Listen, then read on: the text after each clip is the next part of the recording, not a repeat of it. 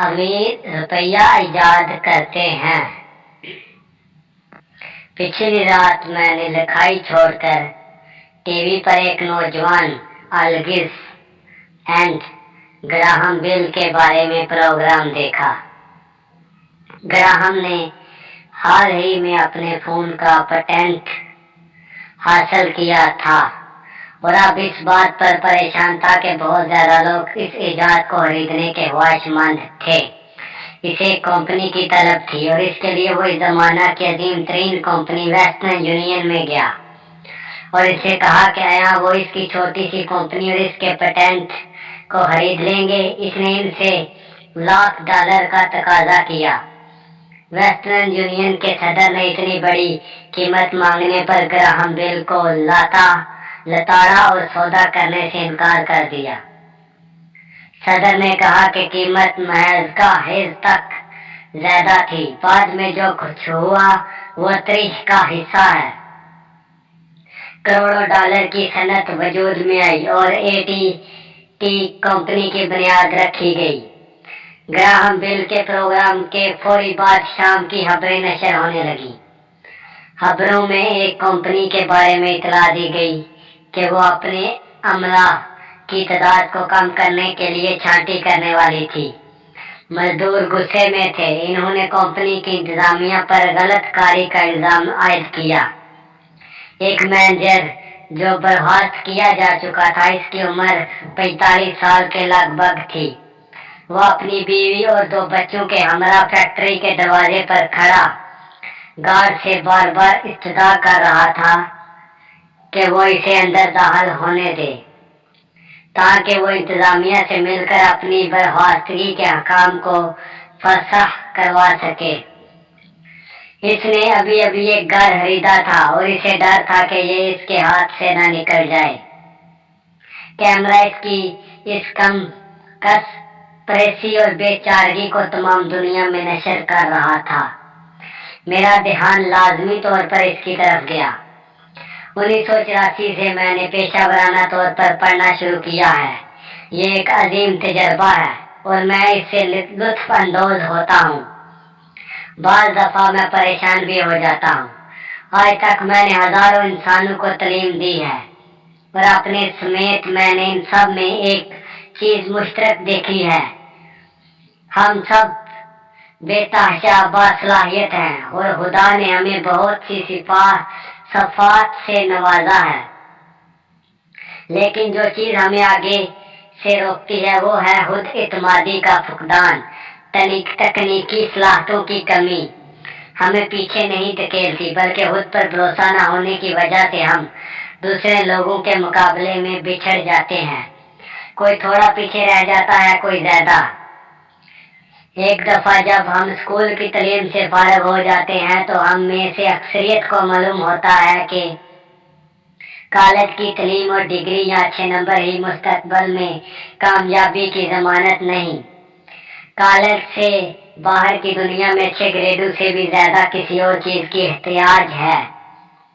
اس کے بہت سے نام ہیں: ہمت، جرأت، بہادری، دلیری، چالاکی، محنت، دہشتی اور شاندار متاثر کن طرز کلام۔ یہ عنصر ہوا کوئی بھی ہو، آخرکار کسی بھی شخص کو دنیا میں کامیابیوں سے ہمکنار کرتا ہے اور یہ اچھے گریڈز کی نسبت زیادہ اہم ہے۔ میرا ذاتی تجربہ یہ ہے کہ مالی استعداد کے لیے ضروری ہے کہ ہم میں جرأت ہو اور تکنیکی جانکاری بھی ہو۔ اگر خوف کا غلبہ ہو جائے تو صلاحیتیں دب جاتی ہیں۔ میں اپنی جماعتوں میں طالب علموں پر ہمیشہ یہی زور دیتا ہوں کہ وہ خطرات مول لیں، بہادر بنیں اور ڈر کو صلاحیتوں کی مدد سے طاقت اور ذہانت میں بدل دیں۔ بعض اس سے فائدہ اٹھاتے ہیں اور چند ایک اس سے دہشت زدہ ہو جاتے ہیں۔ مجھے آہستہ آہستہ یہ اندازہ ہو گیا ہے کہ جب معاملہ پیسے کا ہو تو زیادہ تر لوگ خطرات مول لینے سے کتراتے ہیں۔ میں اپنے اقتصادی IQ کو کیوں بہتر بناؤں؟ میں اقتصادی تعلیم کیوں حاصل کروں؟ اور میرا جواب ہے تاکہ مزید راستے کھلیں اور متبادل سامنے آئیں۔ آگے زمانہ تیزی سے بدل رہا ہے۔ میں نے بات نوجوان موجد گراہم بیل سے شروع کی۔ آنے والے دنوں میں اس جیسے اور بہت سے لوگ جنم لیں گے، سینکڑوں کی تعداد میں اس طرح کے لوگ بیدار ہوں گے۔ بل گیٹس اور اس کی ریکارڈ توڑ مائکروسافٹ کمپنی کی طرز کی اور بہت سی کمپنیاں ظہور پذیر ہوں گی، اور ساتھ ساتھ بہت سے دیوالیے پن چھانٹیاں نوکریوں سے جواب بھی ہوں گے۔ تو پھر اپنے اقتصادی انٹیلیجنس کو سینٹ EIC کیوں بہتر بنائے؟ اس کا جواب آپ خود لے سکتے ہیں، تاہم میں آپ کو بتا سکتا ہوں کہ میں نے ایسا کیوں کیا۔ میں اس لیے اس میں اضافہ کرتا ہوں کہ آج کے دور میں زندگی بے تحاشا دلچسپ ہے اور ہر روز نت نئی تبدیلیاں ہو رہی ہیں۔ میں ان تبدیلیوں سے خوفزدہ ہونے کے بجائے انہیں خوش آمدید کہنا چاہتا ہوں۔ میں ترقی نہ ہونے کے باعث پریشان یا غم زدہ ہونے کے بجائے کروڑوں بنانے کی کوشش کروں گا۔ تاریخ عالم میں آج کا دور اس لحاظ سے سنہری ترین دور ہے۔ کئی نسلیں گزارنے کے بعد بھی لوگ اس زمانے کے بارے میں یہی کہیں گے کہ یہ زمانہ کتنا پرجوش اور دلچسپ تھا۔ اس دور میں پرانا زمانہ ختم ہو گیا اور نئے زمانے کی پیدائش ہوئی۔ اس میں بے تحاشا ہلچل تھی اور یہ ہیجان امیز تھا۔ تو پھر اپنے IQ کو بہتر بنانے کے بارے میں کیوں سوچیں؟ کیوں نہ کہ اگر آپ ایسا کرتے ہیں تو آپ بہت جلد فارغ البال ہو جائیں گے، اور اگر آپ ایسا نہیں کرتے تو یہ دور آپ کے لیے بہت ڈراؤنا ہوگا۔ یہ وہ زمانہ ہوگا جب آپ لوگوں کو دلیری سے آگے بڑھتے دیکھیں گے، جبکہ دوسرے وہی لکیر کے فقیر رہیں گے۔ 300 سال پہلے زمین دولت تھی، چنانچہ جس کے پاس زمین ہوتی وہی دولت مند ہوتا۔ اس کے بعد فیکٹریوں اور صنعت حرفت کا زمانہ آیا اور امریکہ نے دنیا میں اپنا مقام پیدا کیا۔ اب دولت صنعت کاروں کے ہاتھوں میں تھی۔ مسئلہ یہ ہے کہ خبریں بجلی کی سی تیزی سے ساری دنیا میں پھیل جاتی ہیں۔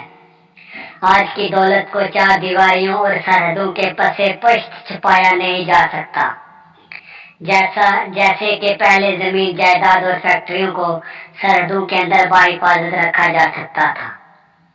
اب تبدیلیاں انا فانا اور ڈرامائی ہو گئی۔ اب نئی کروڑ پتیوں کی تعداد میں مہر القول اضافہ ہوگا، اور وہ بھی ہوں گے جو اس دور میں پیچھے رہ جائیں گے۔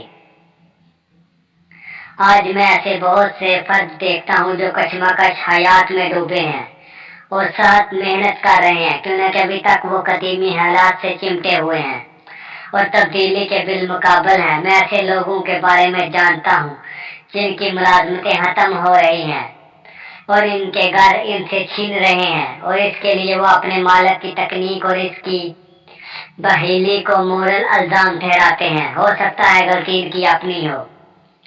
ان کے پرانے اور قیانوسی خیالات ان کا مالی بوجھ ہیں، کیونکہ وہ یہ بات سوچنے سے قاصر ہیں کہ کسی کام کو کرنے کا طریقہ جو کل اثاثہ تھا آج مالی بوجھ ہے اور وہ کل چلا گیا۔ ایک دن میں سرمایہ کاری کے بارے میں لیکچر دے رہا تھا، اور اس کے لیے میں نے اسی بورڈ گیم کو استعمال کیا جسے میں نے ایجاد کیا تھا، جس میں کیش فلو کی وضاحت کی گئی تھی۔ ایک دوست اپنی کسی واقف کار کو اس سیشن میں لایا تھا۔ اس واقف کار کو ابھی طلاق ہوئی تھی، اور طلاق کے قصے کے دوران اس نے خاصا مالی نقصان اٹھایا تھا۔ ان دنوں وہ چند سوالوں کے جواب ڈھونڈ رہی تھی۔ اس کے دوست نے سوچا کہ میری کلاس میں شامل ہو کر اس کی شاید کچھ تشفیع ہو جائے۔ اس کھیل کو اسی لیے ایجاد کیا گیا تھا کہ لوگوں کو بتلایا جا سکے کہ روپیہ کیسے کام کرتا ہے۔ کھیل کے دوران وہ آمدنی کی اسٹیٹمنٹ اور بیلنس شیٹ کے بیچ کے رابطے کو سمجھ جاتے ہیں۔ وہ جان جاتے ہیں کہ زر نقد دونوں کے درمیان کیسے حرکت کرتا ہے، اور یہ کہ دولت کے حصول کے لیے انہیں اپنے اثاثوں کے آنے سے مہانظر نقد کی ترسیل کو کس طرح زیادہ سے زیادہ کرنا ہے، یہاں تک کہ وہ ان کے ماہانہ اخراجات سے تجاوز کر جاتا ہے۔ جب ایک دفعہ اسے ایسے ہو جاتا ہے تو پھر تم ریس سے باہر نکل آتے ہو اور فاسٹ ٹریک میں داخل ہو جاتے ہو۔ جیسا کہ میں نے کہا کچھ لوگ اس کھیل سے نفرت کرتے ہیں، کچھ کو یہ اچھا لگتا ہے اور کچھ کو سمجھ نہیں آتا۔ اس عورت نے سیکھنے کا ایک سنہری موقع کھو دیا۔ شروع کے راؤنڈ میں اس نے ایک کارڈ نکالا جس پر کشتی کی تصویر بنی ہوئی تھی۔ پہلے وہ خوش تھی، آیا مجھے کشتی مل گئی، لیکن جب اس کے دوست نے اسے سمجھانے کی کوشش کی کہ نمبر کیسے اس کی آمدنی کی دستاویز اور بیلنس شیٹ پر اثر انداز ہوتے تھے، تو اس نے یہ کہہ کر اس کھیل سے بیزاری کا اظہار کیا کہ اسے آمدنی کی رپورٹ، بیلنس شیٹ اور ماہ نظر نقد کی ترسیل کے آپس کے تعلق کے بارے میں سمجھانے کی کوشش کی۔ اچانک جب اسے پتا چلا کہ نمبر کیسے کام کرتے تھے تو اسے اندازہ ہوا کہ اس کی کشتی تو اسے بل کی طرح چاٹ رہی تھی۔ کھیل کے دوران بعد میں اس کی چھانٹی بھی ہوئی اور اس کے ہاں بچے کی ولادت ہوئی۔ اس کے لیے کھیل نہایت ہولناک تھا۔ کلاس کے خاتمے پر اس کا دوست میرے پاس آیا اور اس نے مجھے بتلایا کہ وہ خاتون سخت پریشان تھی۔ کلاس میں شامل ہو کر وہ سرمایہ کاری کے بارے میں جاننا چاہتی تھی اور اسے یہ طریقہ بالکل پسند نہ آیا کہ اس احمق کھیل پر اتنا وقت ضائع کیا گیا۔ اس کے دوست نے اسے بتلانا چاہا کہ وہ اس کھیل میں شمولیت کے بعد اپنے اندر جان کر دیکھے کہ یہاں یہ کھیل کسی لحاظ سے اس کی اپنی عکاسی تو نہیں کر رہا۔ اس مشورے کے بعد اس خاتون نے اپنی رقم کی واپسی کا تقاضا کیا اور کہا کہ یہ سوچنا بھی مذاق تھا کہ یہ کھیل اس کی عکاسی کر رہا تھا۔ اس کی رقم فوری طور پر لوٹائی گئی اور وہ وہاں سے چلی گئی۔